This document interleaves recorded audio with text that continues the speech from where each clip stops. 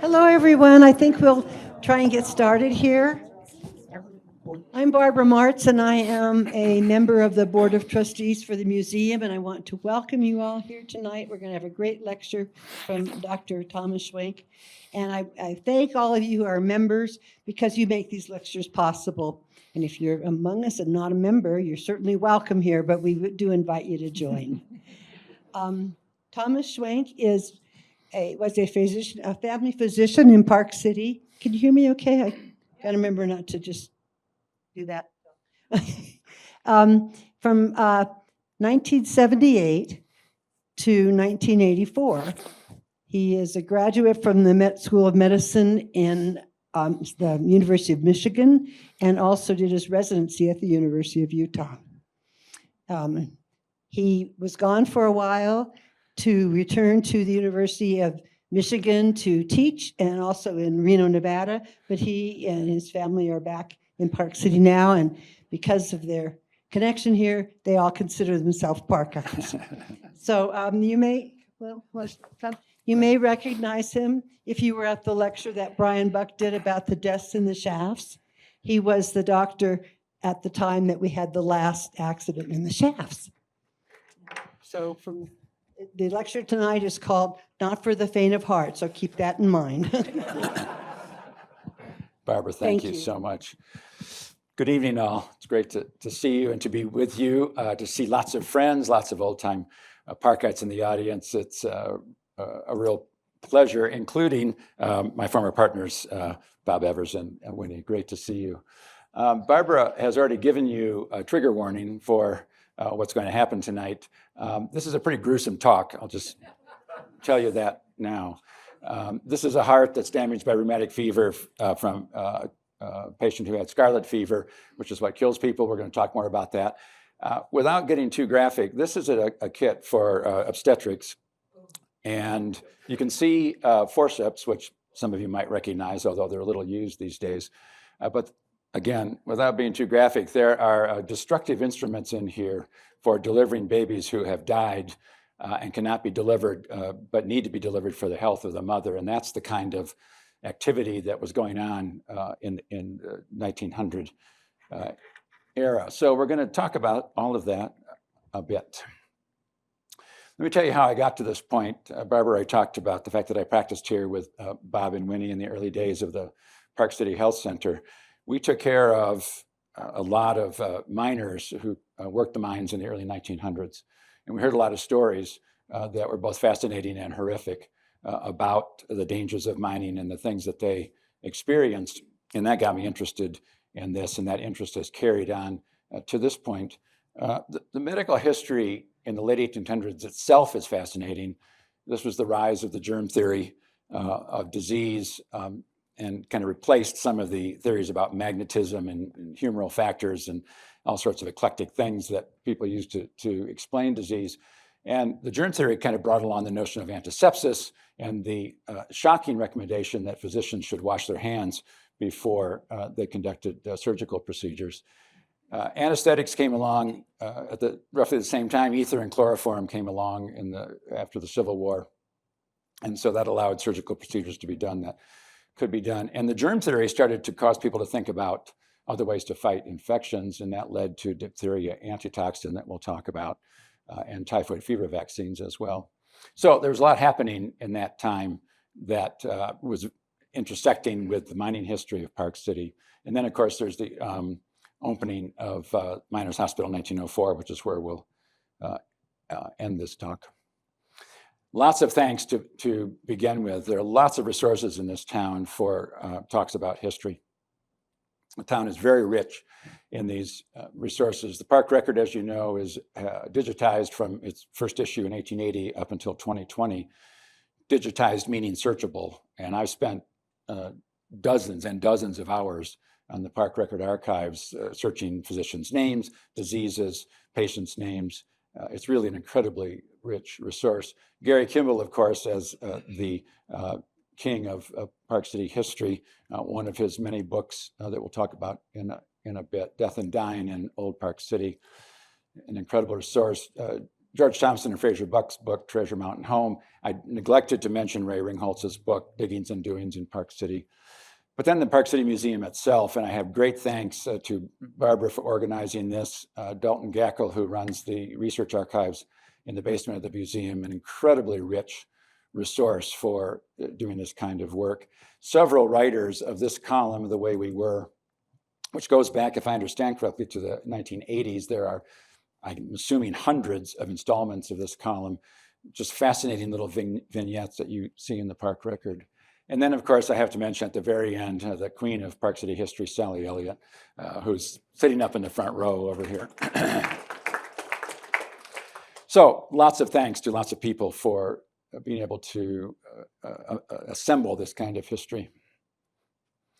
So here's what I want to talk about. We'll talk a little bit about doctors first, and then toward the end, when the hospital opens, about nurses that were involved, a little review of some of the diseases and injuries that Parkites experienced, brief mention of patent medicines, and then we'll end up talking about Miners Hospital. I'll just kind of frame this again to say, there's a lot of nostalgia about Park City, and you read lots of histories, and it's all fascinating, and the town is very cute in certain ways, although you sort of ignore this layer of coal and wood smoke that laid over the town that was incredibly toxic for the people who lived here. But life in Park City in 1900 was brutish and frequently short. And children and miners in particular were an incredibly susceptible population. And the stories that you're going to hear tonight come out of that to some extent. All right. The Evans family. I'm going to have several vignettes from the Park Record Archives that I want to bring to you. The many friends of Mr. and Mrs. E.P. Evans, this was from June of 1901, deeply sympathize with them in the great double affliction that has visited them this week and deprived them of two of their little darlings. The blow is indeed a heavy one and has nearly prostrated the stricken parents. On Tuesday last, their infant died. That would be Luella on June 4th. Aged 10 weeks, and was buried Wednesday. On this day, this little one died. Olive, that's Mildred Olive, the bright little daughter of 6 years, took down with pneumonia, and on Thursday night, her beautiful spirit took flight. She was one of the most winsome of little children, and her happy disposition filled the entire household with sunshine. The little mound that marks the resting place of Olive makes 7, over which the tears of the stricken family have shed for the departed. I found 6 of the headstones in the Park City Cemetery that you can see here, and these are the 6 children. I have not found the 7th, and so I don't know the history of that. This is probably the most devastating family story that you can find, although there are others that are equally tragic. But this is what happens to children in 1900. As best I can tell, all 6 of these died of either scarlet fever or diphtheria. And you can see from 1889, 23-month-old, a little bit later in 89, 9 years later in 98, a year later in 99, 2 years later in 1901. So over a span of 12 years, they lost 6, and according to the park record, 7 children out of 8, I believe, was the total. That's as good a description as you can have of what happens to children in Park City in that era. So here are some of the doctors that took care of these patients. Dr. LeCompte is the most well-known, and the reason for that is he was here the longest, had a long tenure in town, and was quite a noted physician around the community, and I'll talk about him in a bit more detail. Dr. Greger, almost as much, I think from 1885 to 1898 roughly, so a good 13, 14-year run. Dr. Wilson as well. Dr. Vico was a city physician for a bit, and then others that pop up from time to time, but most of these were fairly transient. So Dr. LeCompte was the only one that really stayed through. Greger for a good chunk of that time, Wilson for a good chunk. This is, thanks to Barbara Mart's photo of Dr. Greger's house at 305 Park Avenue. This is the same address, and I believe is a renovation of the original house, because you can see some of the gables and the windows. And this is what life as a doctor looked like in that era as well. Let me read you a few of the excerpts of what these doctors faced. Last Monday afternoon, this is July of 1898. Last Monday afternoon, John A. Lewis received a clip on the head. I love this, a clip on the head from a 25-pound stone. While at work on the Silver King mill grade that crushed in about 3 inches of his skull and rendered him immediately unconscious. They hastily summoned Doctors Wilson and Vico and had everything possible done for the unfortunate victim. The doctors trepanned the skull, and at last account, the young man was gradually improving. Trepanned meaning drilling a hole in the skull to relieve bleeding and pressure. And they did that in their office. That's how these things got done. December of 1900, in view of the prevalence of smallpox and the danger of its further spread in the State Board of Health has deemed it necessary to adopt the rule that all unvaccinated children shall be excluded from schools in localities where the disease may exist. In compliance with the above order, Dr. Vico will vaccinate all those who cannot pay for it at the expense of the city. It kind of echoes of things that have occurred more recently in our society. April of 1903, a serious accident occurred at the last Vallejo mine Tuesday in which James Orr, one of the miners, sustained very serious injuries. The miner was in the tunnel and spit one hole and making ready to spit others, meaning dynamite has been inserted and the fuses have been lit. When the blast went off prematurely, throwing rock and dirt in every direction, Orr received the main force of the shot in the face, being knocked down. He got up at once, however, and pay attention, realizing he was badly hurt, mounted a horse and rode down to Park City.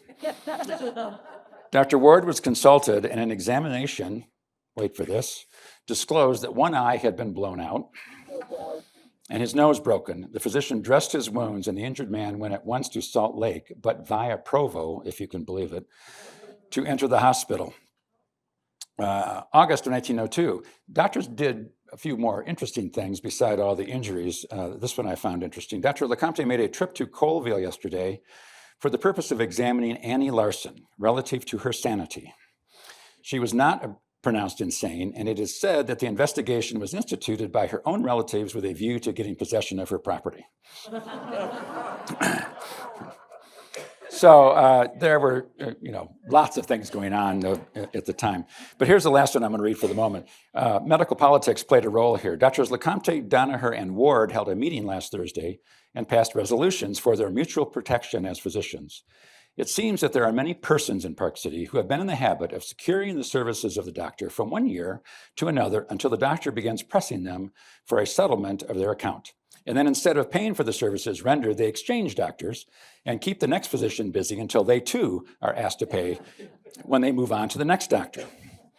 To remedy this evil, the doctors have decided to make a list of all the debtors of this description whom they have on their books, and each keep a complete list of such persons in their office, so that in case one of these persons comes for treatment, he will not receive it until he has made some arrangements to settle. So the doctors did collaborate a little bit. So here's Dr. LeCompte. Born in 1846, he was an assistant surgeon in the 7th Cavalry under General George Crook. Fortunately for him, not under General George Armstrong Custer, because Custer went to the Battle of the Bighorn and Crook was, I think, a day's ride away. So Dr. LeCompte survived and came to Park City in 1884. This is his house, not in that era, but some later era at 501 Park Avenue. You probably can't see this. This dark sign actually is a sign for his office that says Dr. LeCompte on it. This is a photo that I dredged up. Dalton Gackel helped tremendously in finding photos in their archives. This is supposedly of Dr. LeCompte and his friends. Looked like a pretty merry bunch. But this one I love is the most. This is Dr. LeCompte in the Great Fire of 1898 when he was out, helping people move their possessions out into the street and trying to be of assistance during the fire. His clothes caught on fire and shredded, as you can see, but it doesn't keep him from having a cigar in his mouth. So,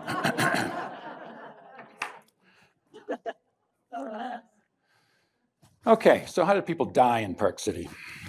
This is the great column that Michael O'Malley did for The Way We Were.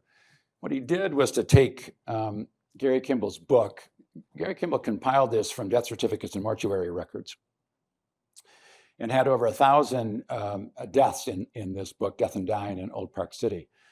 Michael O'Malley took the book and could identify causes of death in, I think, 773 of people listed here, and just compiled a simple bar graph. This is really hard to read, so I just listed them down the side. And what you can see is 1, 3, and 5 are pneumonia, consumption, and tuberculosis. And those 3 were just deadly as respiratory diseases and quite often acted in synergism. Suicide shows up fairly prominently. Murder pops up here. Diphtheria is the last one down here. But what's sad about this is almost all children. So not the greatest number necessarily, but almost all deaths from diphtheria are children. So we'll talk about a couple of these, and I'm going to talk about scarlet fever and typhoid fever and lead poisoning a little bit as well. Diphtheria. In January 1897, this from the Park Record, Dr. LeCompte reports the 4 cases of diphtheria in the Schwartz family as convalescing slowly but surely. The fact that the mother is one of those afflicted with the disease calls for additional sympathy for this distressed family. On Saturday last, the eldest boy, Charles, died, and on Sunday, the eldest girl died. The sickness and deaths in the family have filled their cup of misfortune to overflowing. The father and his prostrated wife have the sympathy of the community. The Park Record has a pretty flamboyant way of writing in that era. If you read a lot of these columns about children in particular who died, winsome was a very popular word. The children were all winsome. I'm not even sure what that means exactly, but it sounded good. Diphtheria. This is the disease that parents most feared, and the reason is this membrane that forms. So the disease causes a layer of very rubbery, thick, gray a membrane of pus on the back of the throat, and it slowly grows and the inflammation continues, and the child will eventually suffocate from what's going on back here. And so you naturally would say, well, could we bypass that? This is a tracheostomy kit. So this tube right here was inserted into the trachea after an incision was made. Doctors did that at the time, and they certainly saved lives doing that. The problem is that there are late complications to diphtheria, cardiac issues being the main one. And so you could do a tracheostomy, insert a tube, child would do well for maybe a week or 10 days. You take the tube out, everything seems fine, and then there are cardiac complications that kills the child 2 or 3 weeks later, which was a very fearful event.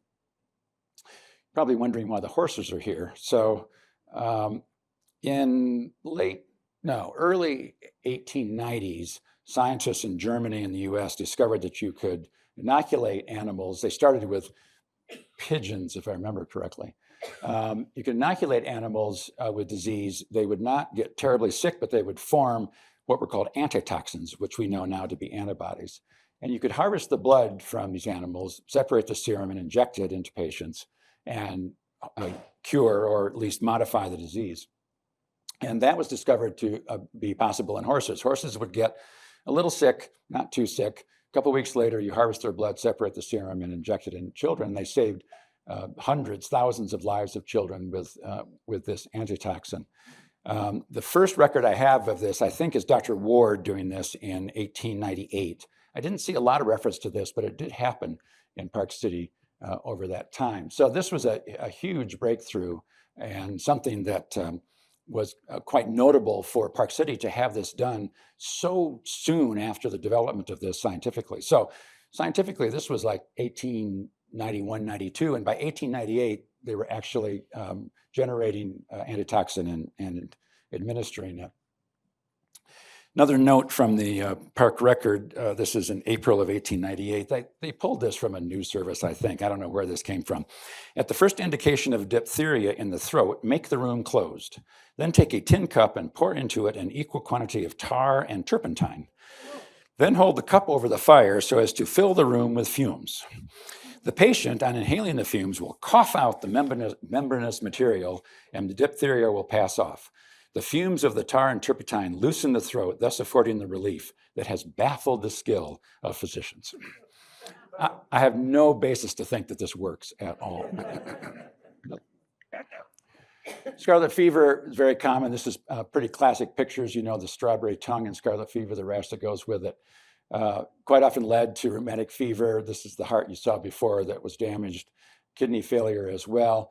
This is just one family that I uncovered in the paper with 4 children from 1903 through 1904, all died of scarlet fever. And there was no good treatment. And again, quite often children would rest, they would seem to recover, and then 3 weeks later, 4 weeks later, 5 weeks later, they would develop rheumatic fever, kidney failure, and quite often die from scarlet fever. Typhoid fever.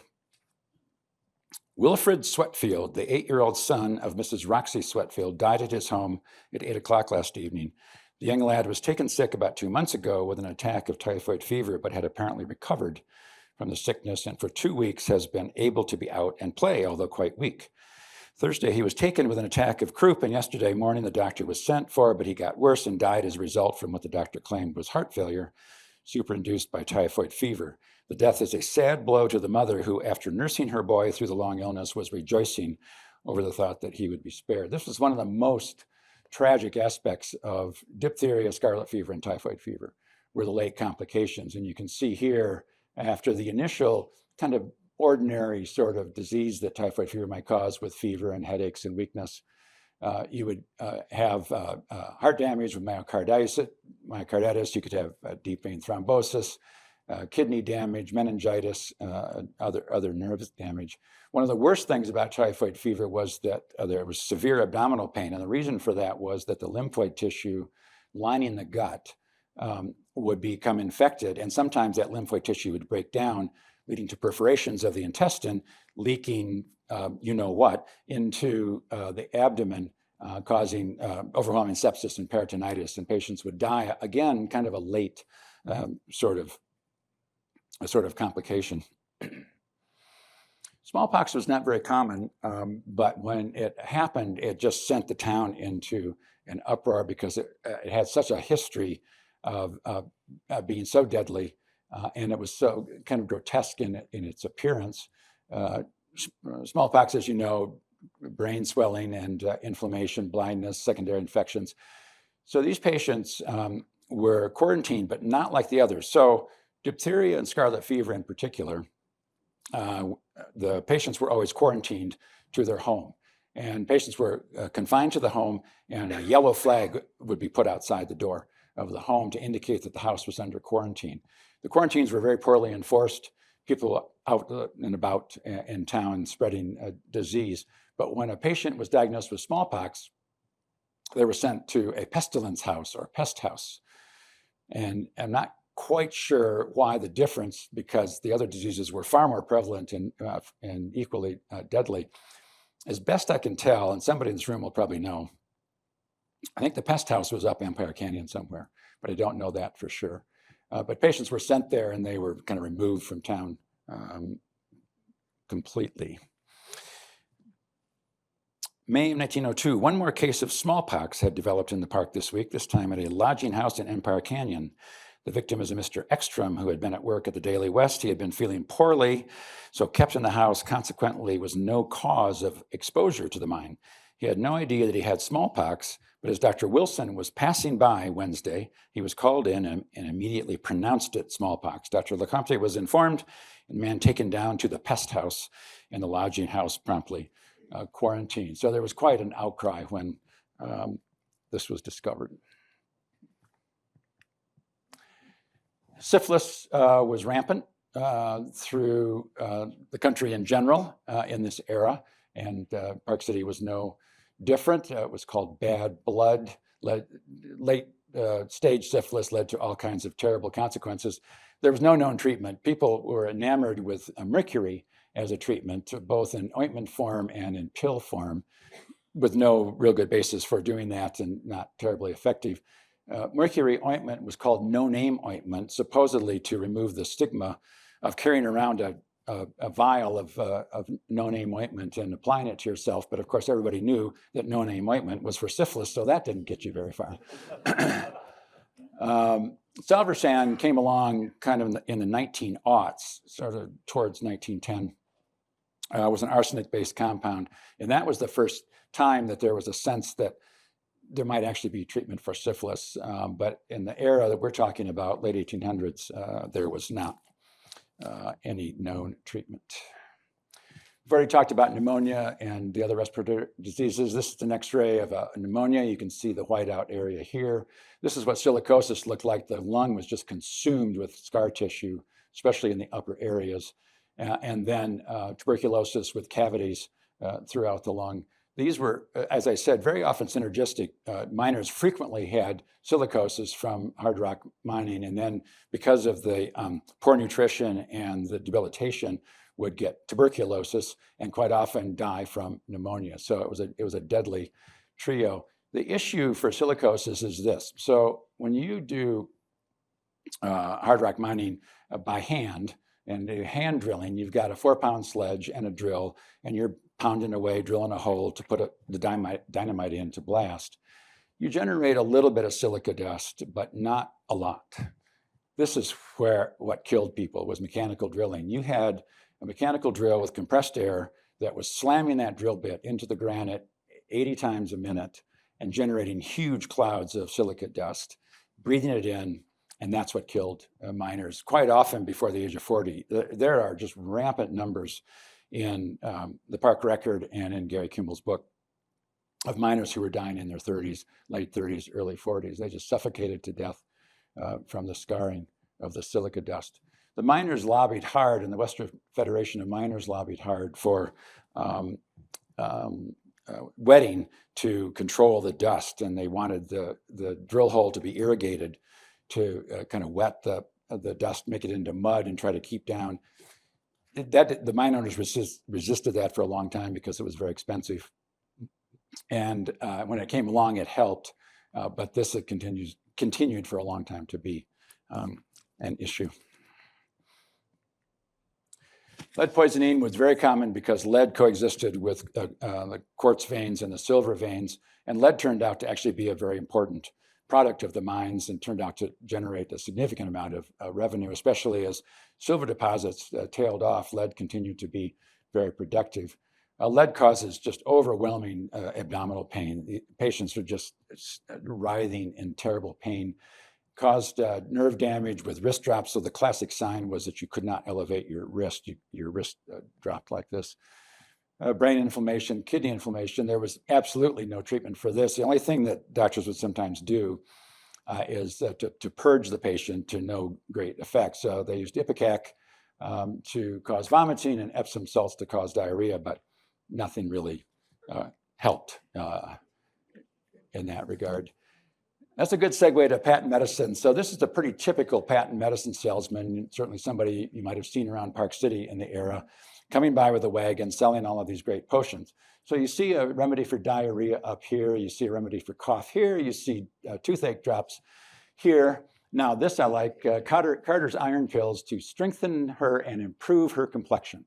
And then you've got pills for constipation. The great thing about this is that essentially all of these medications were alcohol into which was dissolved some combination of arsenic, cocaine, and morphine. So it didn't really matter what ailed you. Something here is going to make you feel better. They were marketed for different causes, but it was all the same medication, basically. If you can see this, in the diarrhea remedy, 45% alcohol, 10% ether, and some tertiary butyl alcohol as well. And I'm sure that there was morphine in there because that would slow you down a little bit. So,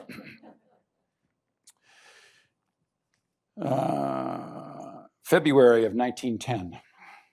Last Sunday, Mrs. Annie McCrickard, wife of Patrick McCrickard, died from childbirth after an illness of less than a week. The baby was born a few days before, but lived only a short time. Complications set in, and despite the fact that everything possible was done to save the young mother's life, she grew worse and died. She was 25 years old. During her short residency here, the lady had many, many friends, being of a sunny and cheerful disposition. So children were winsome, and young women were sunny and cheerful, apparently. Childbirth was deadly in this era. So just think about this number. Maternal mortality of nearly 1%. 1 in 100 live births resulted in maternal death, which is just overwhelmingly huge. If you were a woman, as is common in the era, and had 6 or 7 or 8 children, the risk that you experienced being exposed to hemorrhage and infection was just massive. Main causes of death: hemorrhage, overwhelming hemorrhage that could not be stopped after delivery. But infection was really the big one, and what's called puerperal fever, meaning fever and infection after delivery. And it goes back again to this issue of germ theory of disease and sources of infection. In the late 1800s into the early 1900s, the germ theory became generally accepted, although older physicians, not surprisingly, were somewhat resistant to this. And the phrase was, gentlemen do not have dirty hands and surgeons are gentlemen. And for that reason, they did not wash their hands during surgical procedures or during deliveries. And the result was a huge risk of infection after delivery. Interestingly, midwives were quite active in the era. They delivered patients at home. And midwives were way smarter and washed their hands, and their infection rate was way lower than that of physicians. So there you go.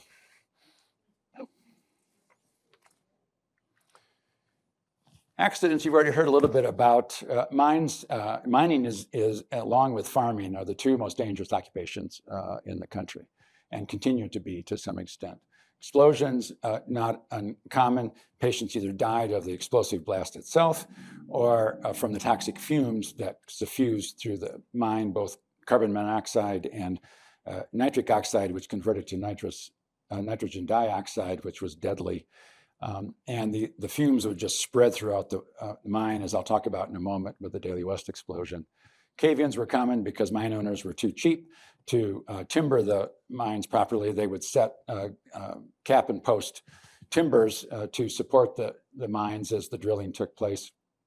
And those deteriorated and broke, and rock falls and cave-ins injured and killed lots of miners. Falls down shafts. Brian Buck is the world's expert on falling down shafts in mines because he has chronicled, is it 53 total?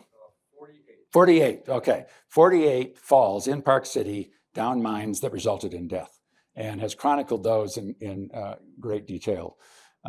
It was just an ever-present risk. The shafts were poorly monitored. They were poorly guarded. There are stories of a low bar, maybe as low as a chair like this, and a miner just kind of casually backing up and tripping over the bar and down the shaft. And we're talking, 1,200 feet down to your death. All these injuries resulted in a lot of open fractures. Open fractures meaning bone exposed and therefore exposed to infection. Very difficult to treat, no antibiotics. And so open fractures almost always resulted in amputations. And physicians were doing those in their offices.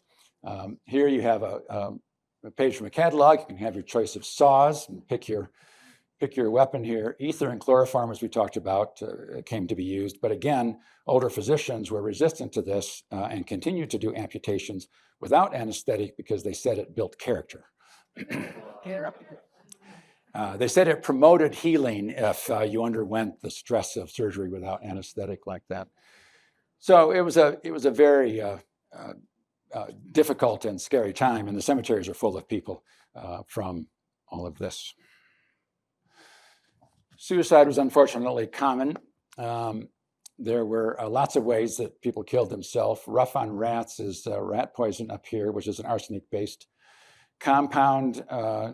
Guns were frequently used. Hanging was common. This is particularly gruesome. There are many stories of miners using a razor blade to slit their throat. But carbolic acid was the main culprit here. Carbolic acid is what we call phenol now. It's an extremely powerful acid, a very disgusting odor to it, and it would be drunk to commit suicide. Mrs. Annie Edwards, thoroughly discouraged with a life of sorrow and hardship and probably not quite in her right mind, Mrs. Annie Edwards committed suicide early Monday morning at her home in Ontario Canyon by drinking a large quantity of carbolic acid. No cause is known for the deed other than that that the deceased has for a long time led a life of hardship and adversity, and presumably in a spell of melancholy, she took the fatal potion. Mrs. Edwards got up out of her bed at 4:30, went downstairs, swallowed a large dose of carbolic acid, and went back to bed. Her eldest daughter, Maud, was awakened by the writhings and moanings of her dying mother, and leaning over her, detected the smell of carbolic acid and realized the awful truth. There are lots of stories like this in the park record. There's lots of despondency amongst the miners, particularly as they developed silicosis, started to be short of breath, couldn't work anymore, quite often would have coexistent tuberculosis, for which there was no good treatment. Lots of suicides by miners, more from the gunshot and hanging category. Apparently, the park record had some sort of sense of humor. Here's August of 1900. Otto Berkman was unsuccessful in his attempt at suicide last Saturday, and he is now back to the park wearing a sheepish look and a handkerchief around his neck. His friends wish him better luck next time. I don't know if this was the April Fool's edition or what. I'm not entirely sure. All right. So let's finish up talking about the hospital, which was such a momentous event in Park City. My interpretation of the history is that this is the beginning of the agitation for the hospital, but there's a lot to the story. So this is 7 tombstones of Irish miners in the city cemetery from the Daily West explosion of July 15th of 1902. As many of you know, this was the explosion that killed 34 miners.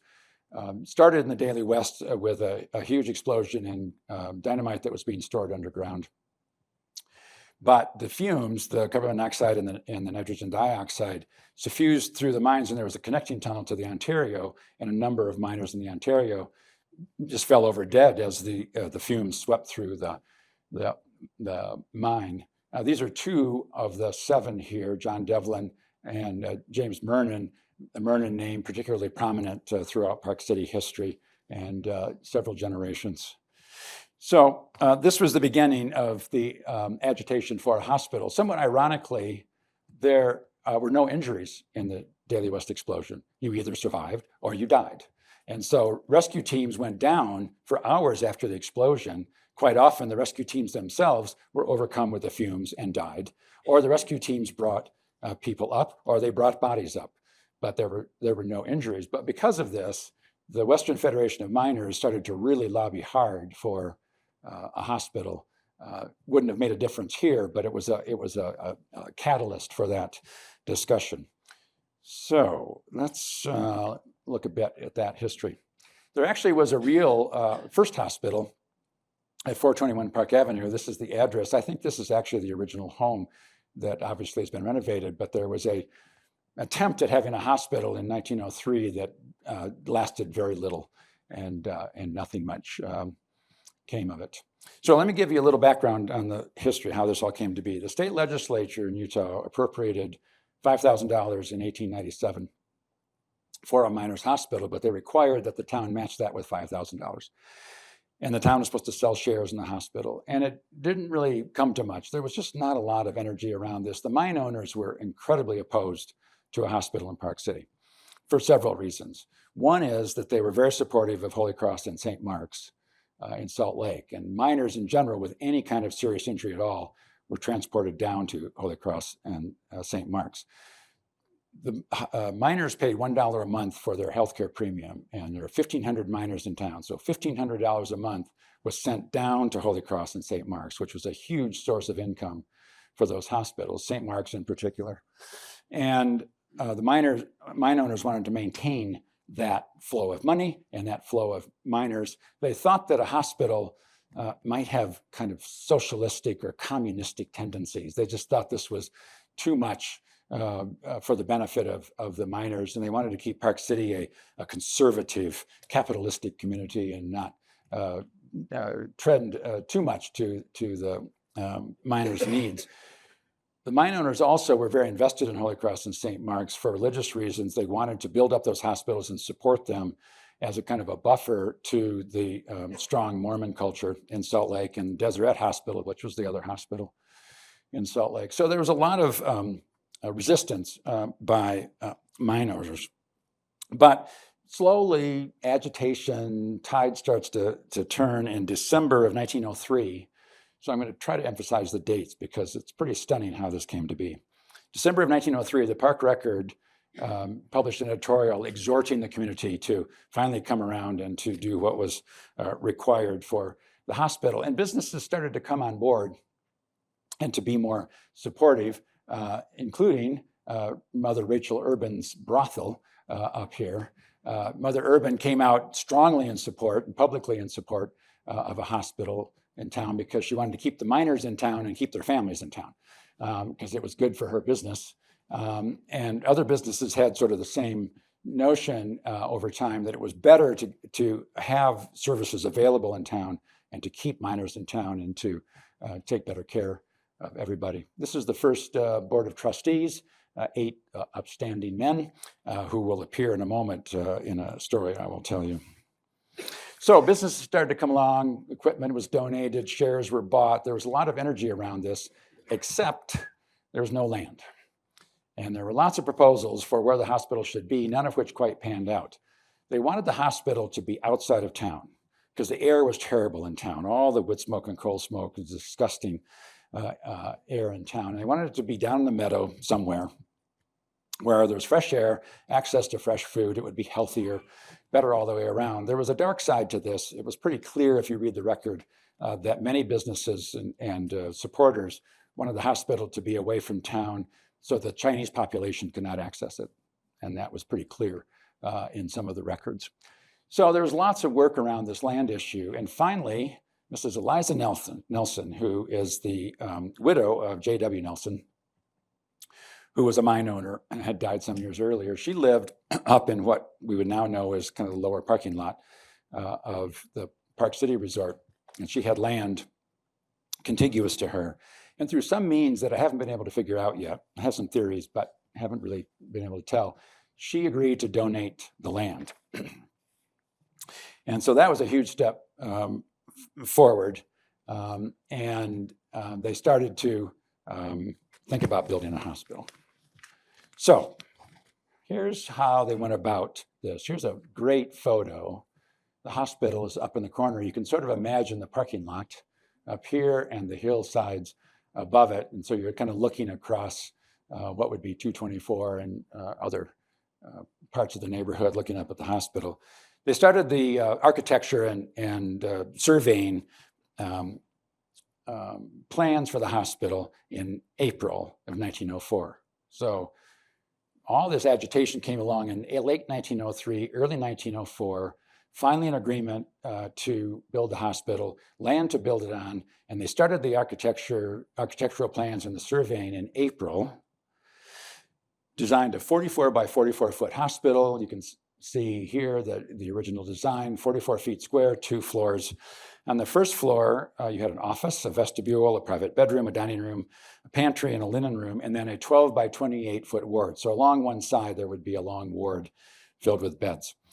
The second floor had the operating room, had a sterilizing room, 2 bedrooms and a bathroom, and another 12 by 28 foot ward on the second floor. But the really interesting part of this hospital, and they were very proud of this, and it was extolled quite considerably, was that it had a smoking room.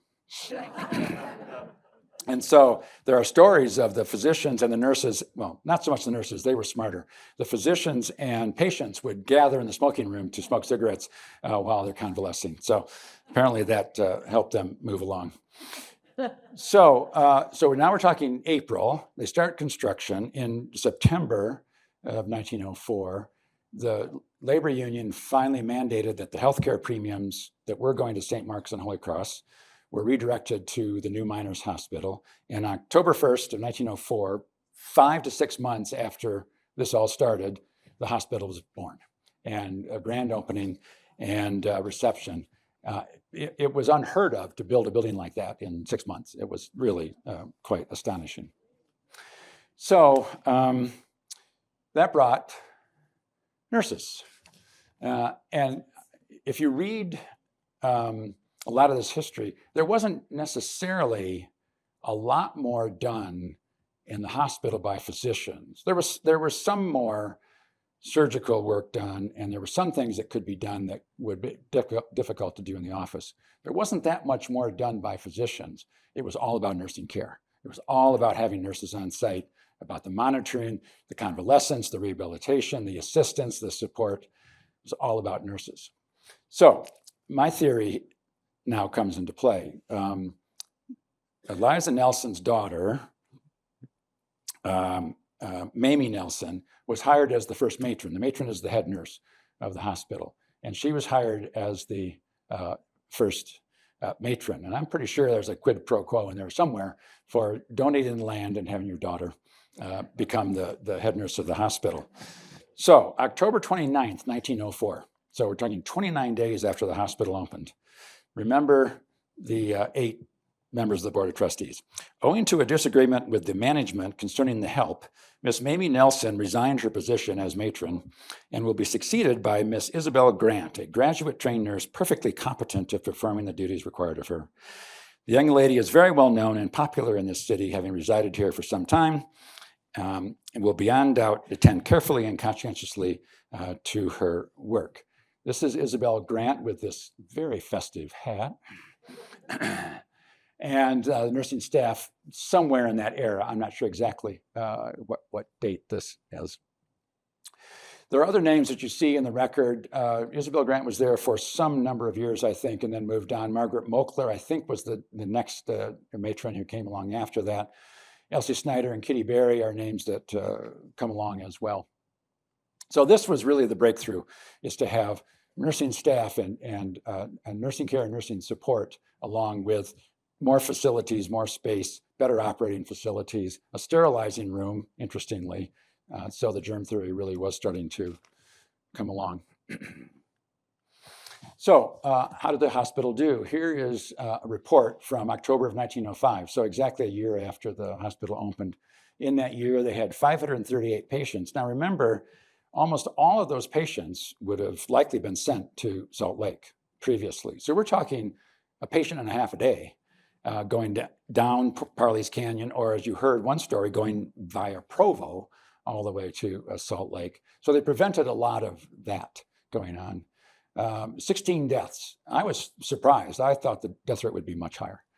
So that was good. 60% from Daly West and Silver King mines, which tells you a couple things. One is that almost all the business in the hospital were mining injuries and mining accidents, and that Daly West and Silver King just strongly predominated in that regard. So we're winding down here. Last slide related to Miners Hospital. The hospital was open from 1904 to 1919 through World War I and the influenza epidemic, and it struggled financially the entire time. The $1,500 a month was fine, but there was really no financial model for a rural hospital like this in a mining town, not dissimilar to the current day when rural hospitals are suffering so much financially. And it closed in 1919. So it didn't have a very long tenure, actually, after so much energy to build it. It sat for a bit. It was bought in 1920 by a woman named Margaret Clark, who I think was a nurse, and tried to have kind of a freestanding emergency facility. That didn't work very well. Holy Cross bought the hospital in 1922 and operated until 1956, and it was quite active for a bit. I'm sure Holy Cross subsidized it during that time. It was very active caring for polio patients in the 30s and 40s and early 50s, very active in blood donations for World War II, but same issue, financially couldn't make it, and eventually closed in 56. Had an interesting history from 56 till 80. It was a hostel and a bar and a lot of other things, just kind of sat. And then, as you all know, the history, 1980, it got moved and to its current location, and eventually became the centerpiece for the Park City Historical Society after serving as the library for a while.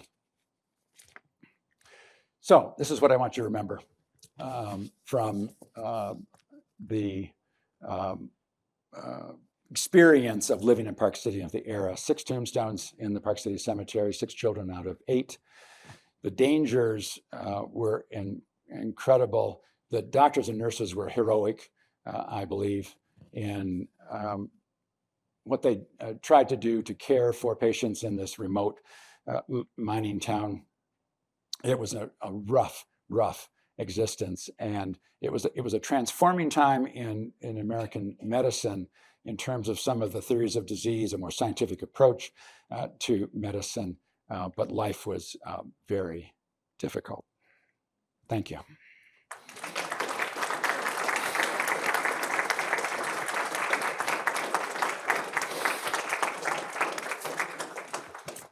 Happy to take questions. Does anyone have a Diane. question?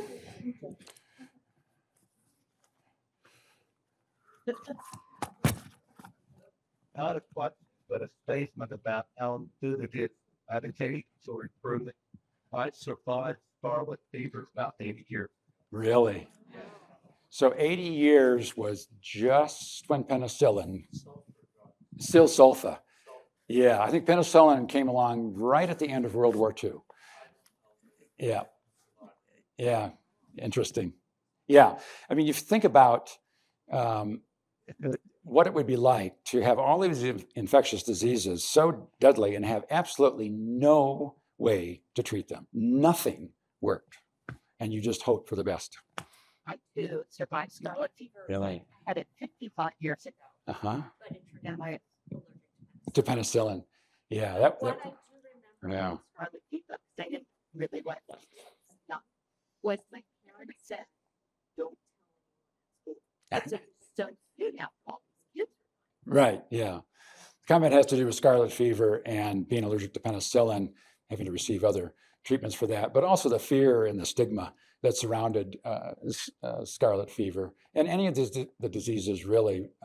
There were not an active quarantine process so much. It was more kind of parental supervision and decision, but it still was very scary. And this was 55 years ago, you said, yeah. Brian. So we can see that Tom is a great researcher and a good speaker. Thank you, Tom. Thank you. But I hope you all also know that he's a great author. And if you haven't yet obtained his first book, I think, It is. Beyond the False Summit, I really urge you to buy that book, because what Tom has done in his research, like a little bit of what he said tonight, he describes life in Park City in the 1890s so that you can smell Park City, you can hear Park City, and he describes the anguish of some of these families going through these medical emergencies. So thank you, Tom. Thank you for that endorsement. I appreciate it. And our bookshop at work do have copies of the book. I have 3 copies left that I can sell tonight. Otherwise, we will be getting more in as well. Right. So I just wanted to tell you, the museum shop does sell his book. Who's first chair? Ma'am. Cowpox that might have They did. The question concerns cowpox, immunizing against smallpox. They did. I don't know a lot about that. Smallpox was kind of fading out because of that immunization process, though. And they quite often used smallpox patients who had survived and still had active lesions, and they would stir those up and smear a little bit on the skin and then puncture it several times. Many of us still have those scars from those arrows. so what actually brought you Question is what brought me to Park City. It's a great question because it is somewhat relevant to my interest here. When I finished my residency, I was strongly lobbied by my department chair to stay and do an academic fellowship. And I knew I was probably going to end up in academia at some point, which I did. But I'd been in medical school for 4 years, trained for 3 years. I really wanted to do it. I wanted to do what family doctors do in small towns. And Holy Cross wanted to put a full-time physician in town. They'd had a clinic in town in the mid-70s and rotating physicians, but they really wanted to hire somebody full-time. And I took the bait and did it. And then Winnie and Bob Evers came along. I'll be interested in Bob's comments because I think we felt in that time a lot like the physicians of the 1890s and 1900s. We were alone. We did a lot in our office, not major surgical procedures, but we were a long ways from help. There was nobody around, no hospital, no other physicians. Colville was probably the closest, but going that direction didn't make much sense. So we were kind of oriented to Salt Lake. We were driving back and forth, delivering babies. We delivered babies in the office. A lot happened in this town in those early days that was, kind of vaguely reminiscent of what it was like in those days as well. And so in answer to your question, in a somewhat perverse sort of way, that was very attractive. I mean, we were really doing it. And we were right on the front lines, taking care of a town as it was kind of coming out of the mine closing and the terrible financial troubles. The resort was starting to come up, and it was a very exciting time in that era. And then Bob and Winnie and others went on after that. And yeah, well, we started in the trailer. I had a great PA, Mike Anderson. He and I would get up every morning in the winter, come up and shovel snow off the roof of the trailer so it didn't collapse, and practiced out of that until the clinic was built that was attached to Alpha Beta. And then Bob and Winnie and others went on from there to the clinic now gone in Bonanza Flats. But yeah, started in a trailer and did a lot in the trailer. There was another hand somewhere back here.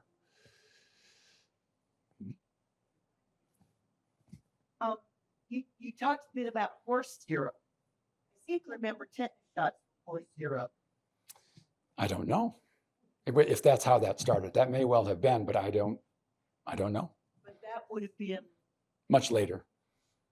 I mean, that would have been until at least The first 60 years ago. Yeah, the first vaccine that I know of kind of along these lines was typhoid fever vaccine, which came along in the late 1900s, early 19-teens, and on into World War I. It was a attenuated whole bacteria vaccine. And that may not mean much to most of you, but what that means is you take the bacteria in its form and you modify it so it's not too infective, and then you inject it. And that led to awful side effects. I mean, people were just as sick from the vaccine as they were from the disease, although they didn't die.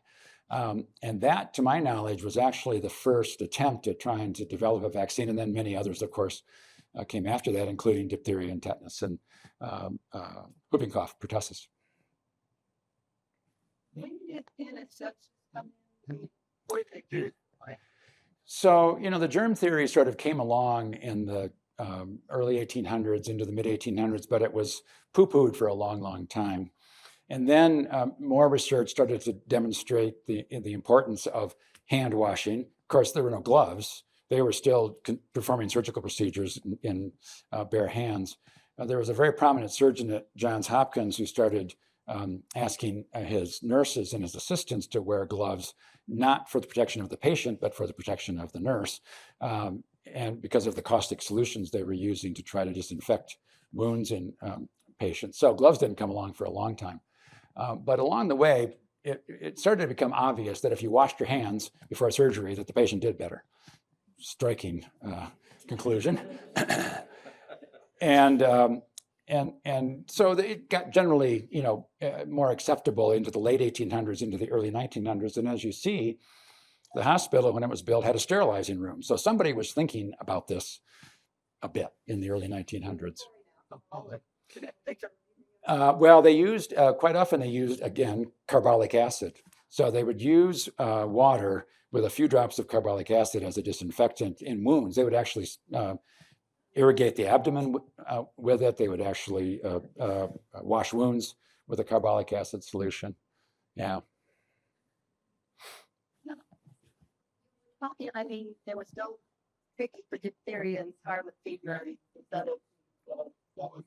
Was the death rate in pediatrics the same? Great question, to which I don't know the answer. My bet is that it was the same. It mostly had to do with poor nutrition and general debilitation and poor living conditions. Some of these diseases, scarlet fever, sort of wandered away, mostly out of better nutrition and better living conditions. Penicillin helped, but that wasn't the only issue for how some of these diseases just sort of faded over time. So, and my bet is that living conditions and nutrition weren't any better in Salt Lake than they were in Park City. Bob, you mentioned lead poisoning For the miners, which was rather common the mill workers in Park City that worked early on in the 1870s, 1880s. in the mills Mhm. were exposed to a lot of mercury. Mm-hmm.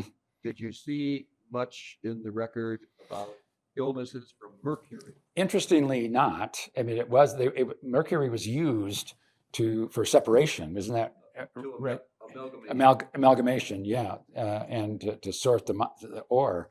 And I, in all of the time I spent in the Park record, I did not see much reference to that. You would think that there would be, but now I'm sort of curious. I may have to go look. It's 6 o'clock. Thank you all. Thank you, Tom.